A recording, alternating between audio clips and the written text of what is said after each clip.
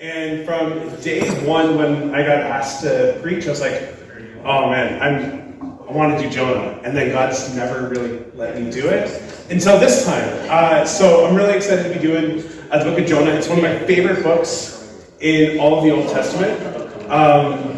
It's a book that's great for fitting into the theme of the year. One of the themes of this year is building bridges, right? Building bridges between ourselves, building bridges between ourselves and God, and building bridges between those that are unchurched and don't know God and God.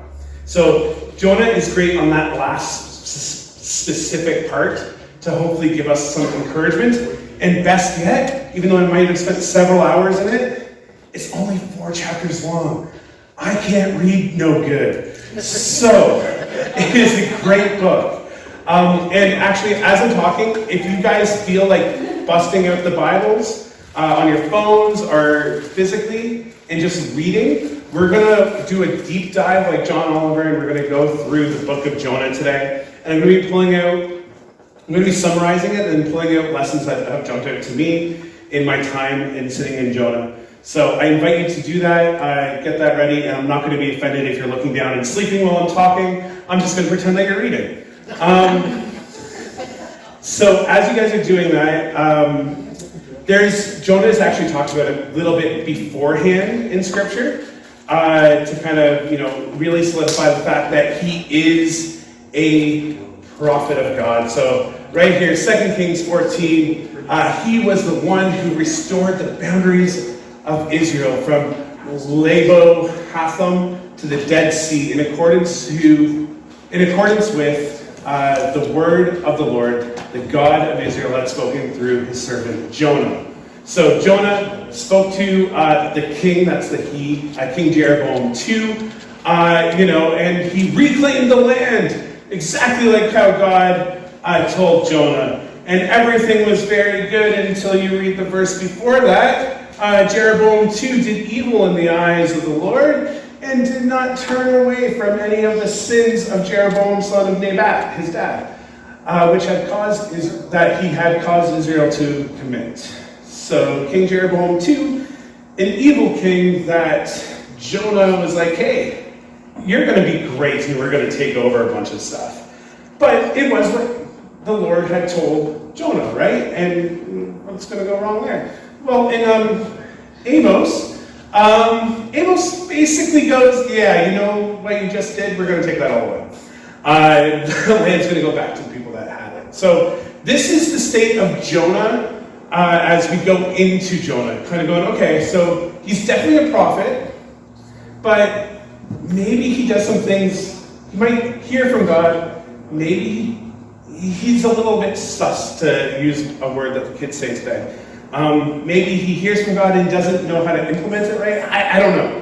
It's confusing, but I think we've all been there, right? Where we might hear from God, and then we're like, all right, we're going to do this thing, and then we try to do it in our own strength, and God's like, no, I didn't really want you to do it that way. That's kind of where I feel like Jonah was. But anyways, that's just kind of the situation of knowing Jonah as we go into it. So now we're going to start with Jonah chapter 1. That's kind of one of the more important verses that I have for Jonah chapter 1. But it starts off with, get up and go to Nineveh and basically tell them that they're going to be overturned in 40 days. Speak, I actually have it written down somewhere, but I've lost my place, so, I'm going to scroll down to that. Get up and go to the great city of Nineveh. Announce my judgment against it, because I have seen how wicked its people are. So Nineveh is this great city. It is called the great city because it was a great city. Culturally, it was thriving.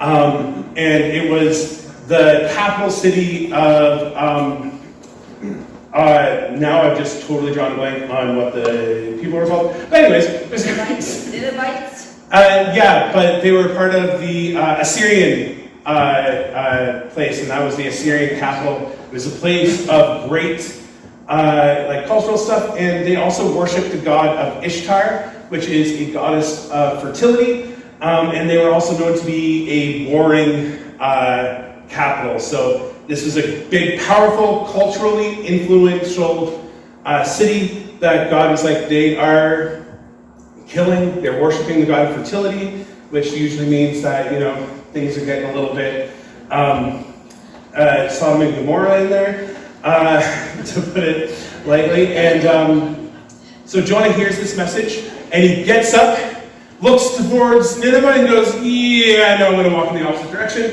And he flees, and he tries to escape. He runs away from God by getting onto a boat with a bunch of non-Jewish people, a bunch of those, godless people that are on that boat. They're less than him, but it's okay, because they're not Ninevites. So I'm going to get on this boat. And as they're taking him away, he's like, you know what? I'm just going to go down to the bottom, I'm going to grab some shut-eye, I'm going to sleep a little. And then a storm comes rolling in. And the storm is so bad that they start waking everybody up. They're like, what did you do wrong? Did you anger God? Did you anger God? Did you anger God? Did you anger God? You know what? Let's just pull things, and whoever gets the short straw, they're the ones that anger God. So they pull their lots, and Jonah is singled out. They're like, you. What did you do? What God do you serve? And he's like, well, I serve the God that created the land and the sea. And you expected to escape God who created all this? You expected... Great. We're in trouble now. So Jonah is like, you know what? Just throw me off, and it'll all be good. This sounds so selfless, right? Throw me off, sacrifice me, and then you'll be okay. I don't really think it's that way, but we'll get to that a little bit later. So the people on the boat, they were like, no, we're going to try to outrun the storm. So they just go harder and harder and harder. They're refusing to kill Jonah. But then finally, they're tired. They can't do it anymore. And they're like, all right, Jonah, we got to throw you overboard. So then the sailors picked up Jonah, and they threw him into the raging sea.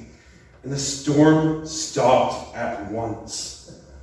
The sailors were awestruck by the Lord's great power, and they offered him a sacrifice and vowed to serve him. The sailors repented and turned to God. In Jonah's rebellion, everyone on the boat got saved. They turned to God. They repented.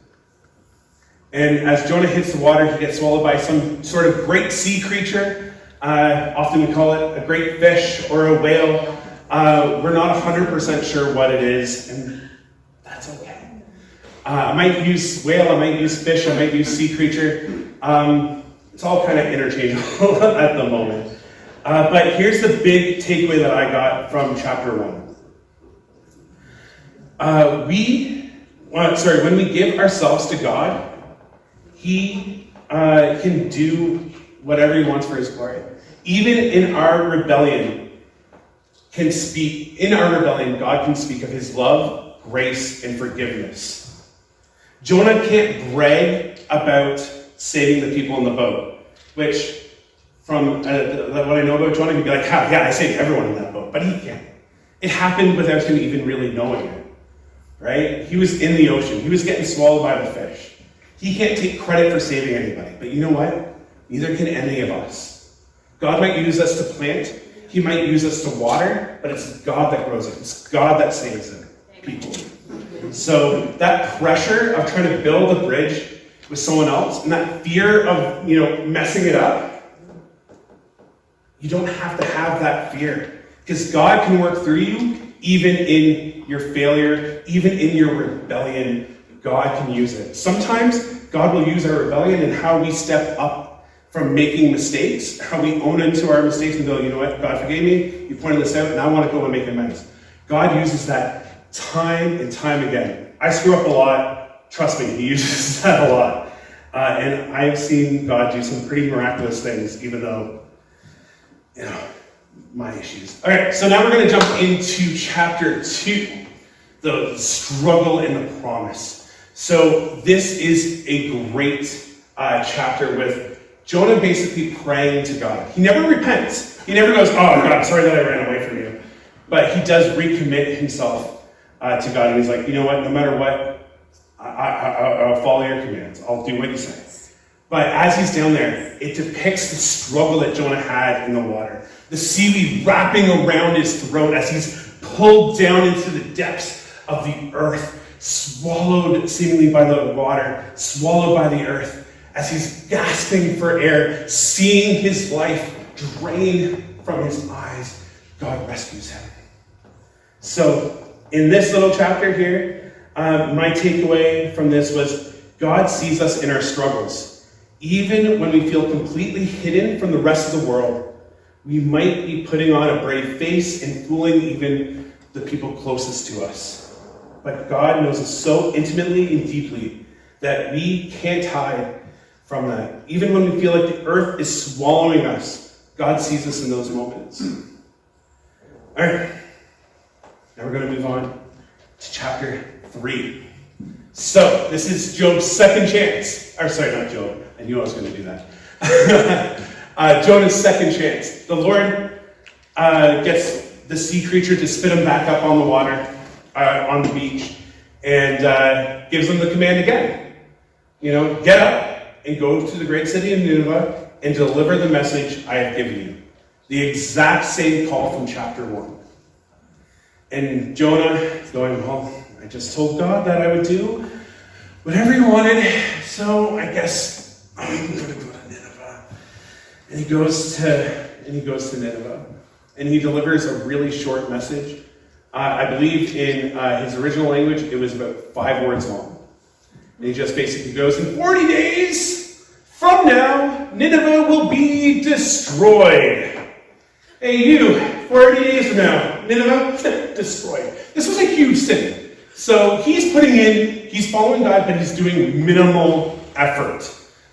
He is sabotaging his own message. He's trying to follow God to as little degree as possible. I'm going to follow what you say, but I'm going to do it in my own strength. And though I do want to see these people get destroyed, I'm just going to give them this really slightly. And there's a reason for that gets exposed in the next chapter. But something that I found very, very interesting is the word that we would often translate in most of our translations as destroyed, which is pronounced in the original language, napakat, I believe is how it was pronounced, is used in 2 very different ways throughout the Old Testament. So the first way is in Genesis 19, and the word is actually used as destroy, get rid of, obliterate. But in 1 Samuel, it actually means to transform or to change. So there is a good chance that God knew what he wanted. Jonah kind of knew what God wanted to do, but he wanted it to mean destroyed. But it was that changing, right? We see this change happen. So in verse 7 of chapter 3, then the king and his nobles sent this decree throughout the city. No one, not even the animals from your herds and flocks, may eat or drink anything at all. People and animals alike must wear garments of mourning, and everyone must pray earnestly to God. They must turn from their evil ways and stop all their violence. Who can tell? Perhaps even yet God will change his mind in holding back his fierce anger from destroying us. So these people turned and they repented, even though Jonah tried his hardest to sabotage the message. Even the animals, the cows, are repenting from the evilness. Even the animals, from Jonah's poor message. He doesn't point out, oh, you guys are sitting this way, or you guys are sitting that way, you guys are sitting that way. He just says, God's going to come and he'll destroy you. Using the exact same words that God kind of corrected, but God knew. He's like, no, it's not destroy. It's change and transform. And 40 days from that, they turned, and then God's answer, when God saw that they had done, how they had, see, I'm dyslexic, and it's coming out now. When God saw what they had done, and how they had put a stop to their evil ways, he changed his mind, and did not carry out the destruction that he had threatened. So, they got saved. The people of Nineveh were saved. Jonah went really, really hard to try to sabotage that message, and God saved them. So my takeaway from this is that no one is beyond saving. We don't have to have the most elegant words. Jonah sure didn't. Like we learned in chapter 1, we don't do the saving anyway. It's God. God could save even the people of Nineveh. So if there's someone in your life that you're like, they're just way too far gone, God can save them. God can rescue them. God can transform their lives. All right, so now we're going to move on to chapter 4. And a little pet peeve of mine with when a lot of people talk about Jonah is they kind of just focus on the first 3 chapters. And they leave out the heart of Jonah. The whole reason behind everything, which is amazing. And all of Jonah comes together really for me in chapter 4. But we focus so much on the fish, we focus so much on Nineveh changing its ways, that we forget about chapter 4. Chapter 4 is one of the biggest things for us. So Jonah decides to go up. Well, first off, don't read that because I'm going to ruin it now. Oh no, what's going on? I said, don't read it, it turned off. That's awesome.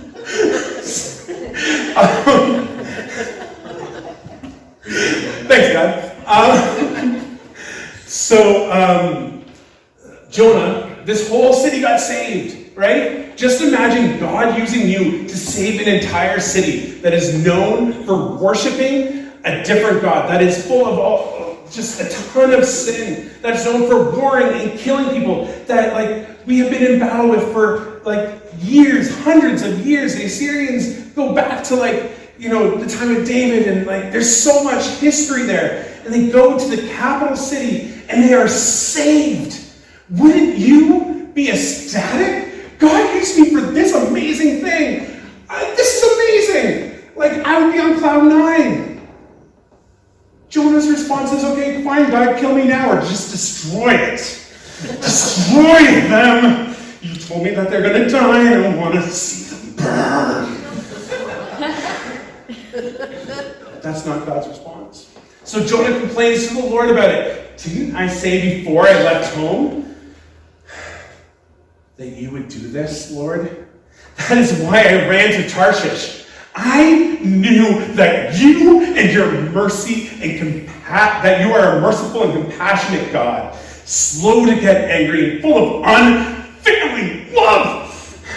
You are eager to turn back from destroying people. I don't get to see them burn because you're too merciful and loving. I didn't want to go. And this is why I think he wanted to get thrown into the sea. Right? So that if he's dead, who's going to deliver the message to Nineveh that they're going to change? Right? He knew that the word also meant that the word that meant destroy could also mean to change. He knew that. So I think Jonah would rather die than see these people get saved. He was angry at God's love and mercy. Now, we've all experienced God's love and mercy and forgiveness. It's awesome. But is there a group of people that you doubt God can even reach? Is there a group of people that you're like, you know what? All those lefties or all those righties, or, that group or this group, or people from that country, or people from that religion. God can't save them. They're too far gone. Or you know what? I don't like them, and I don't like what they're doing to me and my God. God loves them. The reason why I love chapter 4 is because chapter 4 invites us to hold up a mirror to ourselves. It invites us to struggle through that question of, are you okay? Am I okay? Are we okay with a God that loves even the people that we don't? Are you okay with a God that shows you love and mercy and offers that to the people that you don't even want to entertain the thought?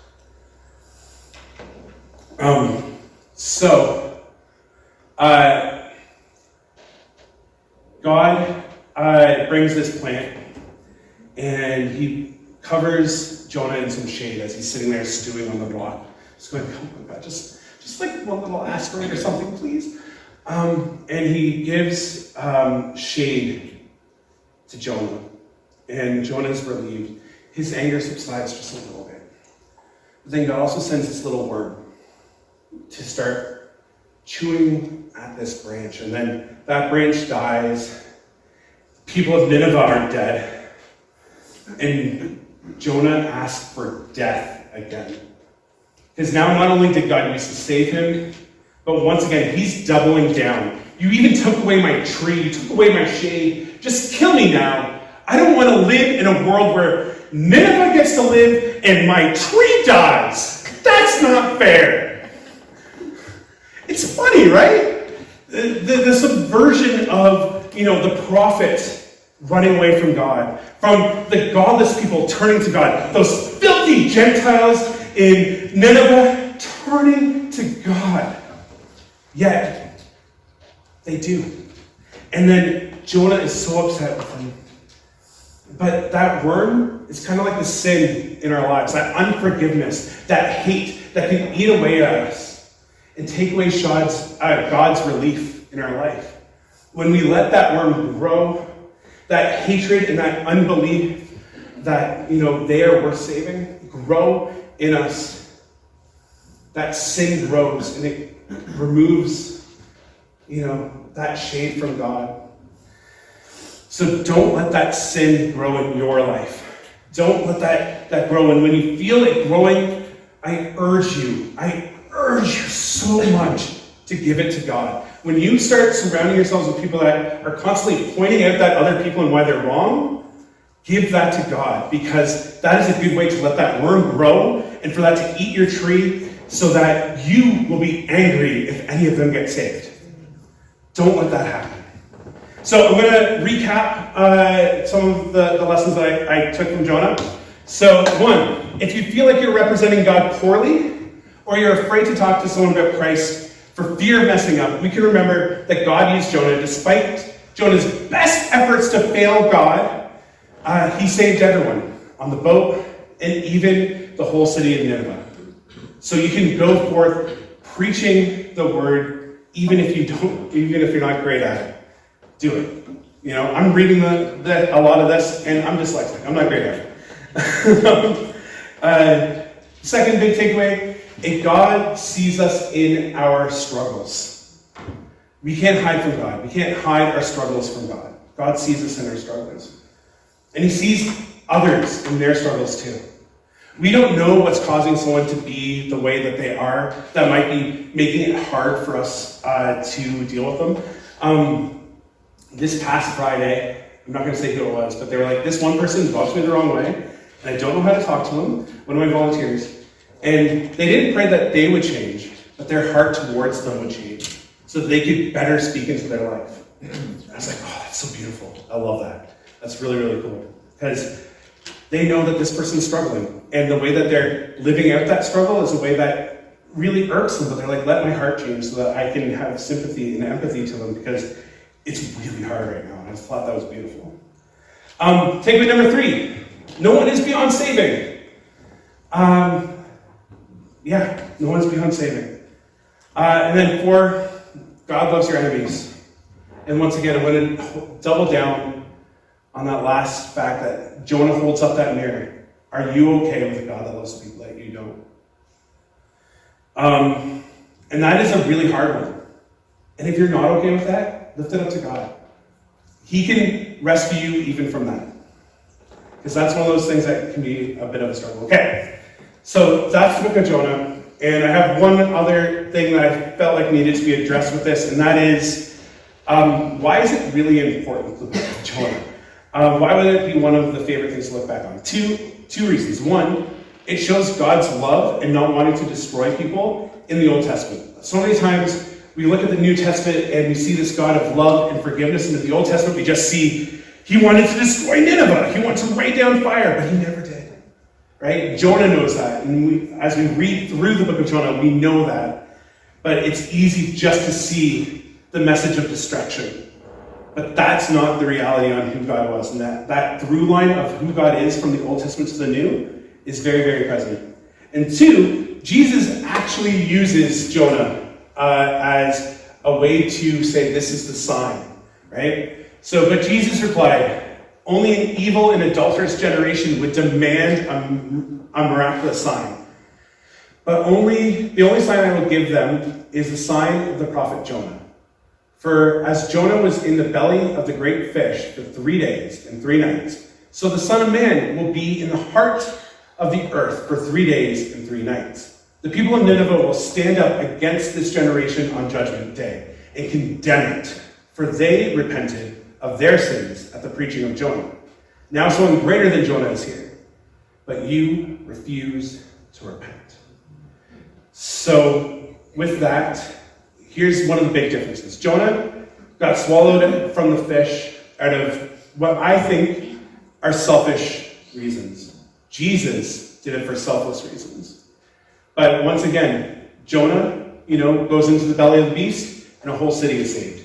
Jesus gives up his life on the cross for us to, help us be able to beat that worm that's going to eat that tree. And he does it selflessly. And then 3 days later, he doesn't just save a city. He saves the world, and he saves you. So thank you guys for letting me speak. I'm going to invite Stuart back up. If you're okay to pray for the end of this. I'm going to just walk away. Thanks a lot, Jeremy. Great job. Before I pray, I'd like to invite the band back up. As they come on up, they're going to do one more song. I'll pray.